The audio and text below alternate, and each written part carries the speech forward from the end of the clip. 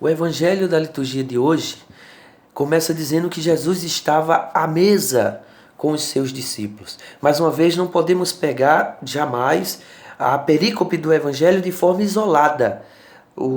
A perícope fala de toda a vida de Jesus. Ele, durante toda a sua vida, esteve com os seus, mas os seus não estiveram com ele. A mesa é o lugar da comunhão. Ele estava em comunhão com os seus, mas os seus não estavam em comunhão com eles. Para colocar isso, a liturgia coloca dois dos discípulos em evidência. O primeiro é Judas Iscariotes.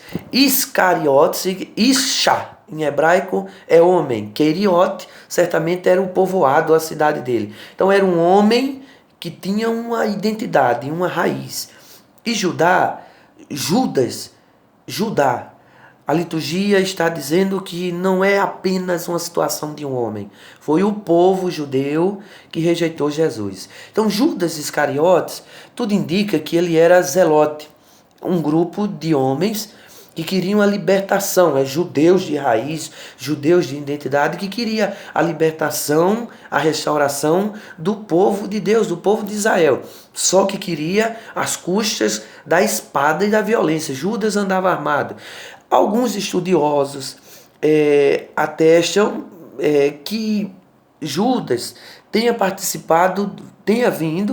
tenha sido discípulo de Jesus Barrabás. Barrabás também se chamava Jesus. Ele era assassino, ele era bandido, mas lutava com essa violência dele, matando, fazendo guerra, lutava para restaurar Israel, para libertar Israel.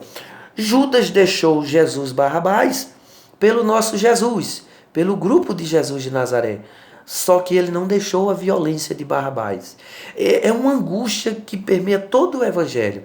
Judas, quanto mais ele via as ações de Jesus, a bondade, a misericórdia, a ação de Deus, mais ele via possibilidade de guerra e de violência. Ele viu Jesus ressuscitando os mortos. Ele viu Jesus dando a luz a cegos de nascença. Ele viu Jesus fazendo aleijado andar. Ele viu Jesus curando leprosos. Quanto mais ele via isso, mais ele dizia: este o homem. É este homem. Ele viu Jesus entrando de maneira triunfal em Jerusalém. Jesus tinha um povo com ele. Então, este é o homem que pode promover a guerra para nos libertar. Ele não entendia que Jesus veio não só libertar a Israel, mas libertar o mundo da violência, da dor, da maldade e da guerra.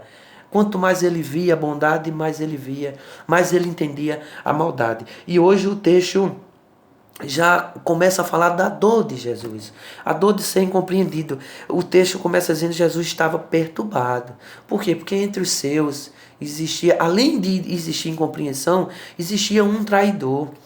Judas já tinha decidido entregar Jesus. E é uma coisa muito forte que o texto diz.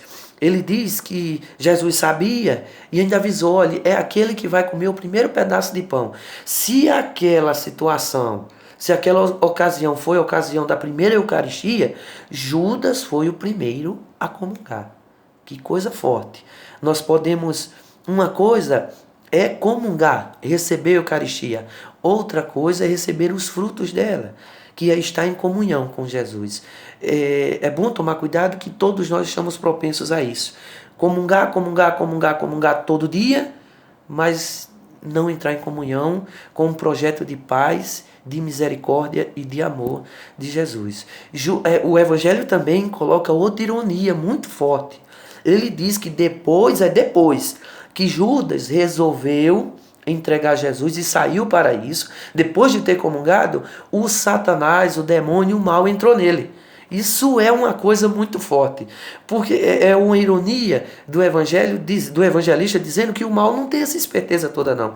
Porque o que Judas foi fazer foi a destruição do mal. Com a entrega de Jesus, com a morte de Jesus, o mal foi destruído, o Satanás foi amarrado, o diabo perdeu sua força, o bem venceu. Então foi a derrota do Satanás. Se o Satanás fosse tão esperto, ele tinha impedido Judas de ir lá entregar Jesus. Então ele entrou de gaiato, ele entrou de carona na sua destruição. É uma ironia teológica. Então esse é Judas, um homem que não conseguiu abrir o coração para Jesus. Jesus tentou.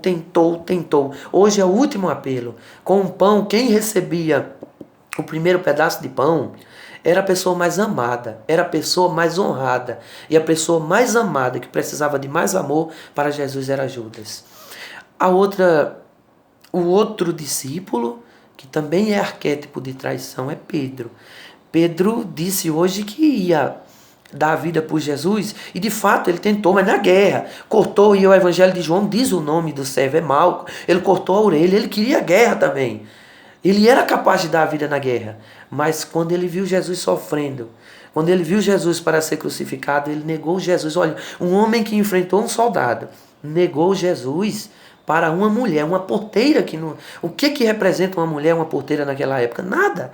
Então, esse homem valente é como eu, que sou valente para fazer tanta coisa, para ir às redes sociais, para falar na doutrina, na ortodoxia, em tanta coisa.